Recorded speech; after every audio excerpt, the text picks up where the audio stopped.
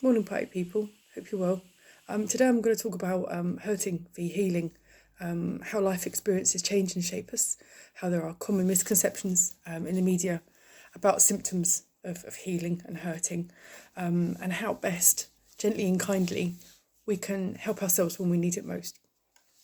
This isn't a magic wand, not a be all and end all. This isn't a full safe solution for everybody. This is just kind of my take on it, my random thoughts as I'm driving in traffic and doing really mundane things around the house. And it's been running around my head for probably a couple of years now, if I'm honest.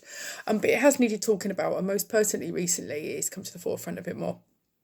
So when we're younger, and something deeply hurts us, or someone hurts us, we tend to respond by hurting ourselves further. It's quite common for adolescents and younger people to self-harm. It's not age restrictive or gender restrictive. It can go right across the board and it can be lifelong sometimes. But it most commonly starts in our younger years, when our brains aren't fully developed and when they're not fully evolved. And so what we do is we hurt ourselves as a symptom of feeling the pain.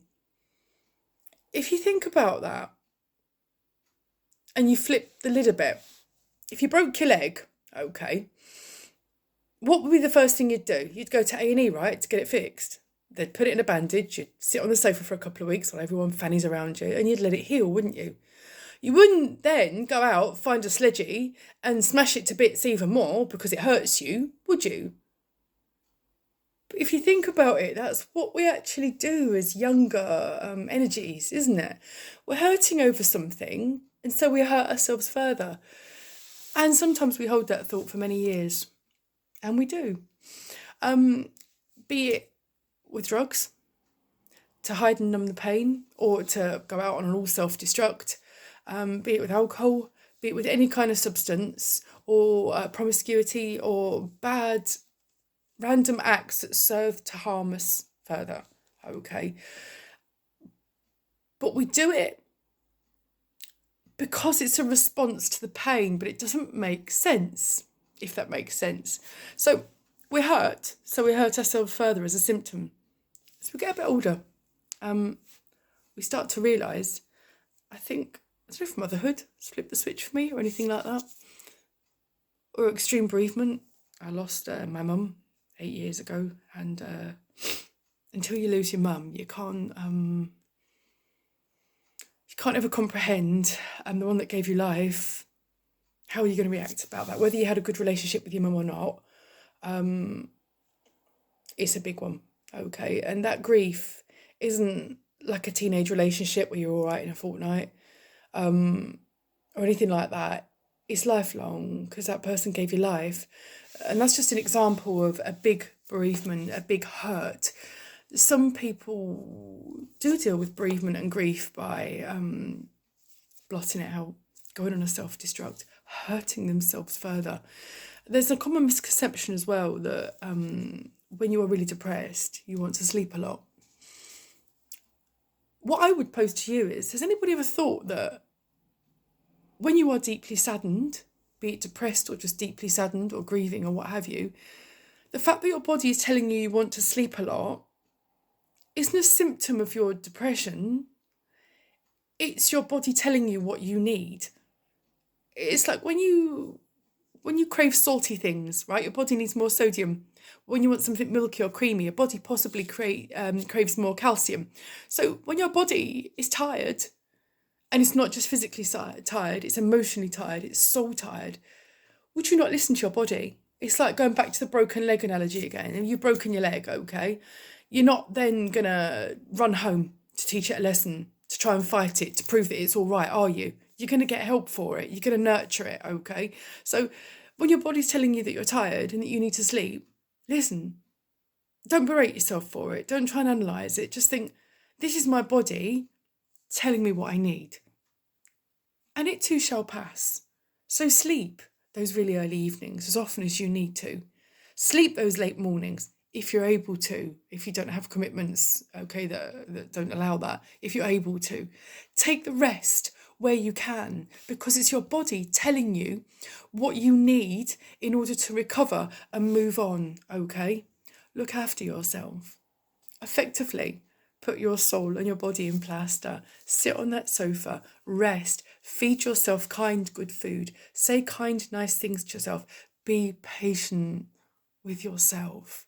Journal, speak about it, write it down, unravel it. Get it down, journal like you inhale, seriously.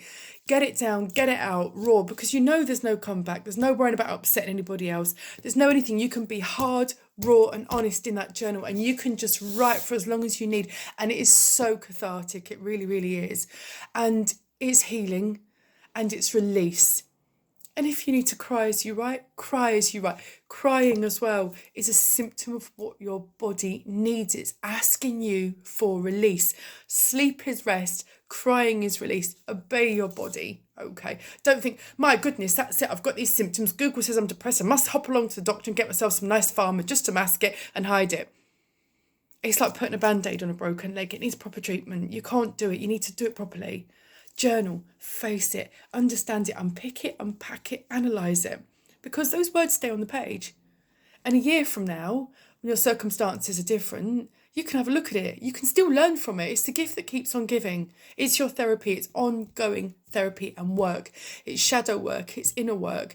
It's something that you can unpick and unpack many years from now, and you can go back and you can read. I mean, I'm nearly 48, and I still go back and read diaries as I wrote as a 15-year-old. And sometimes I think, oh no, don't do it. And then read a couple of pages later, I've done it, and but you learn from it. And there are some things you laugh and you just think, nah, I still feel that. And things that you laugh at and you reminisce. And then there are some things that you wish you hadn't done. And you learn from it and you think about it and you put it to bed and you make peace with yourself. And that's another thing about journaling, about taking the rest where you need it, about having that extra biscuit, about looking after yourself, feeding yourself good, kind food. This is self-care. This is self-nurture, okay? This is what you should be doing for you, rather than hurting yourself further. If any of you have children or have children in your life for whatever reason, when they're hurt, you don't hurt them more, do you? When they're hurt or when they're unwell, you nurture them, you love them, you cosset them. Okay, do the same to yourself. Yeah, absolutely do the same to yourself. You'll have good days and you'll have bad days. And some days you'll feel that you're making progress. It's 2 steps forward. And then sometimes it's a slide back. It's part of the process. It's a bit like when you hurt yourself and you knock it and it hurts again. And so you band-aid it up, don't you? You look after it. You make sure it's got the time that it needs to heal. You don't tell it off and shame it and hurt it further and hurry it up to heal. You just let it do what it needs to do. And be gentle with yourself. Employ the same. There's no shame, okay, in healing, whatever it is. Just look after yourself. No, there's no time limit. Love on yourself. And the good days, take them as wins. And the not so good days, trust the process. You are looked after. You are loved by a source and by the angels and by the spiritual world that brought you onto this plane, and probably your friends and family too, most of you. But ultimately, people may come and go in your life. People may stay, people may hop in and out. People may come back and visit various times. But you're always going to be with you. And you need to look after you. And no matter what happens and what passengers get on this train of life for you, you're still the driver. And you need to make sure that you're in good condition to keep driving your train. It's a bit of an analogy there and a bit of a unravelling of the head.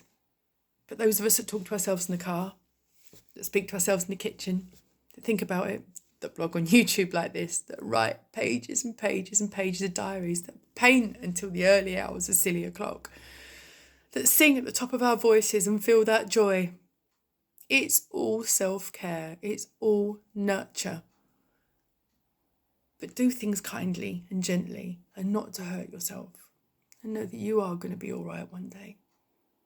Thanks for listening. I'll get a couple of reads out at some point today. But for now, my turn to go and get something nice and warm and hot to drink. My turn for self-care. Thank you so much for listening. Catch you soon. See ya.